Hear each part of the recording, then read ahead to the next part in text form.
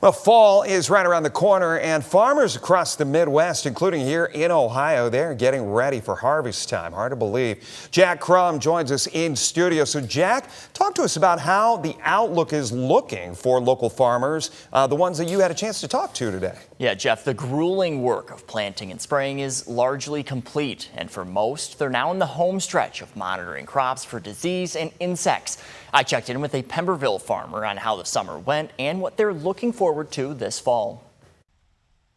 From a muddy May to a summer of steady growth, a lot can change in 4 months. Right now, we're kind of just playing with Mother Nature and waiting to see how this crop finishes out. Kristin Welling is the co-owner of ZK Welling Farms in Pemberville. They plant corn, soybeans, and wheat. She says one of the biggest takeaways from this summer has been how sporadic the rainfall has been. The growing season depended on where you were at. It could have changed a half mile down the road. Something that's created delays and challenges, but also brought much needed moisture to the crops. We had some farms that had 8 inches of rain in a week. We had other farms that had a tenth in a week. So there's a lot of holes in these fields, but for the most part, the rains have been pretty timely since the beginning of planting. Now, Welling says much of the summer's heavy lifting is done, and it's time to let Mother Nature take over. Said all the post spraying is done, herbicides are on, most of the fungicides and foliars are on the beans and corn. The only thing that really we're doing now is making sure that just keeping an eye on the crops to make sure that there's nothing that comes in and that can hurt our yield. But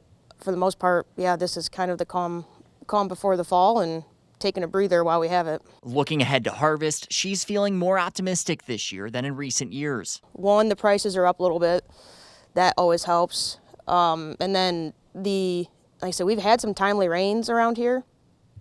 So we've been having some good pod sets on beans. Pollination's been pretty decent on corn. And while every farm may have a different story this year, Welling says that's become the new normal. Every year has its own challenges, and in this geography, every township to every county has had its own challenges. So it seems like that's the norm anymore. The abnormal is the normal.